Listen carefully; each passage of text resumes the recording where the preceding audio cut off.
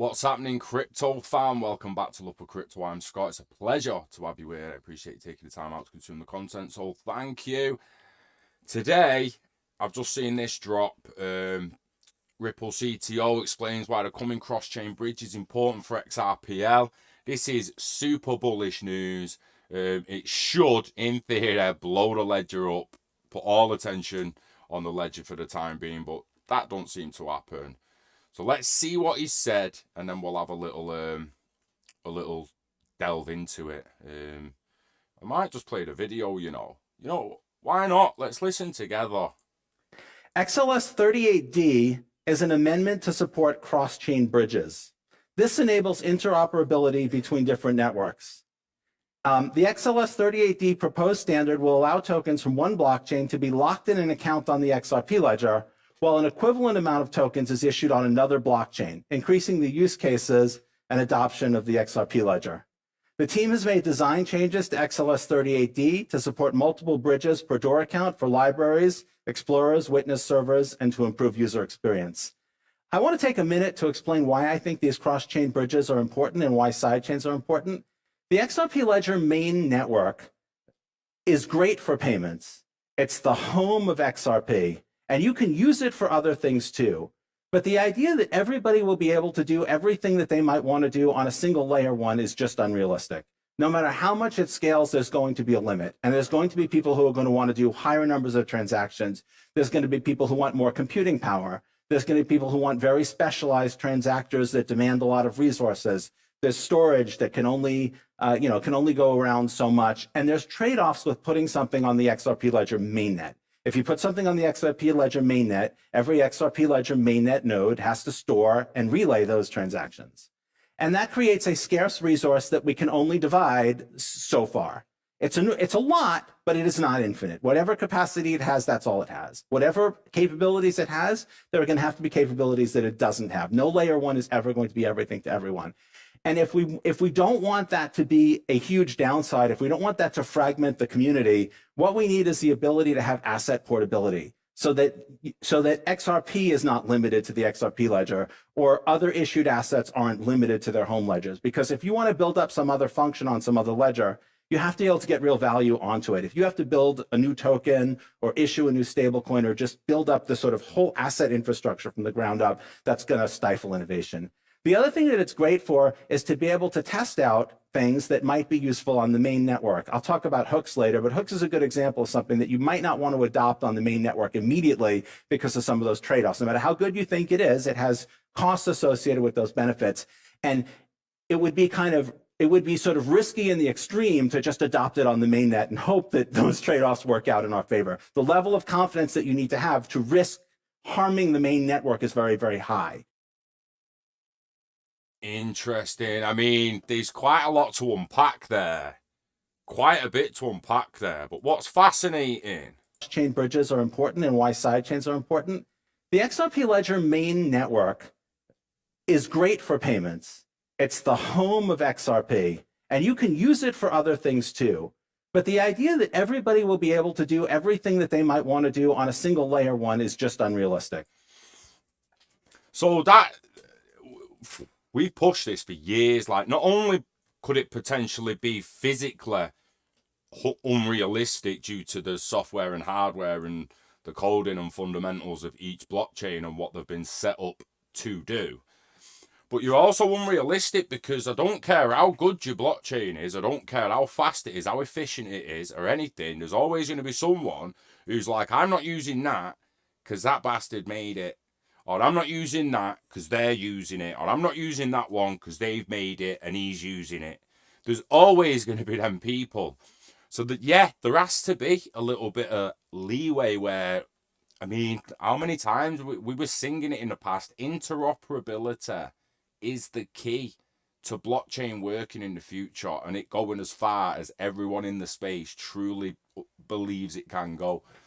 It can't go there without interoperability. It breaks down in the end because you'll meet someone who doesn't want the token you want to give, don't want to use the blockchain you're using. It's absolutely fascinating. What I will say, guys, if anyone watching this video now knows where the full video of that is, I'm going to try and find it if I do find it, it will be in the description. If it's not in the description, it means I've not found it. So please, if you know where it is, not just for me, but for everybody else, drop it in the comments. You will be an absolute diamond and we'll love you forever for it.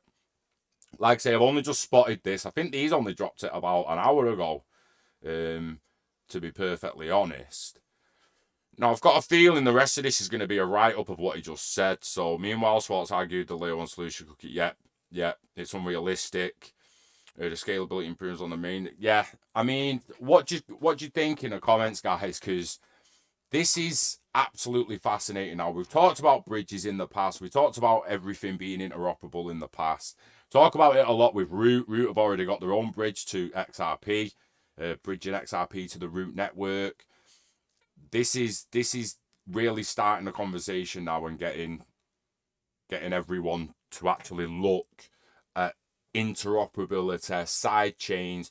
There's no limit. There's no limit. I mean, take that line, take it how you will.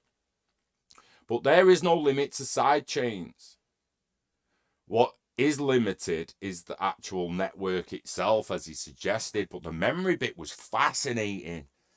Can you imagine how big some memory banks or blockchains are going to be in the future when they've got full history nodes of like 50, 60 years of transactions? Oh my days. You're literally going to need a data center the size of this workshop with current technology. Them discs, them new CDs will probably do it.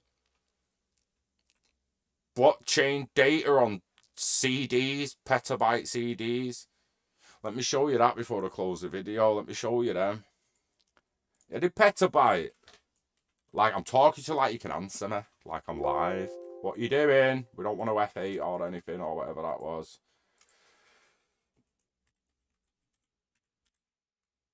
Petabyte CDs. Scientists create a 1.6 petabyte optical storage disk. I mean, are you shitting me? That's like a mini data center on its own, bruh. You crazy. So I do feel like as the nodes get big on, they need massive full history nodes stored on them. I do feel that technology is going to move forward with that a little bit. CDs are coming back, baby. Not these CDs that could only hold 10 or 20 songs, or the DVDs that can only hold one film. No. These are beasts. These are absolute monsters. Let's put it in a little bit of perspective, man. Petabyte is above terabyte, yeah? Petabyte. Yeah, terabytes. It's 1,000 terabytes. I mean, have we even filled that yet? Picture all the data off your phone ever and all the data you've ever read online, all that. Probably fit on that CD, mate. Not all the films. Not all the films, because you're probably like, yeah. I mean, I don't know. 1,000 terabytes, mate. We'd have to do some maths on that, but I swear to God, mate. That's almost like all the data that's about you in your life that you've watched, created, either your birth certificates or your medical history, your driving history, everything. Probably fitting on that CD, mate. So that's fascinating when we take it back to the fact that he says a lot about the memory problems and stuff like that. But you can have a full history node with 1.6 petabit storage disk inside it. Depending on how fast it reads and writes, that's the only the next issue in it. But let me know what you think in the comments about this. The XRPL bridge to other blockchains, enabling further interoperability of not only the XRPL, but other blockchains that bridge to it too.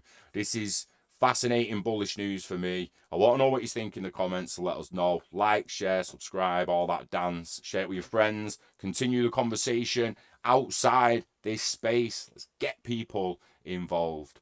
Yeah, you know the dance.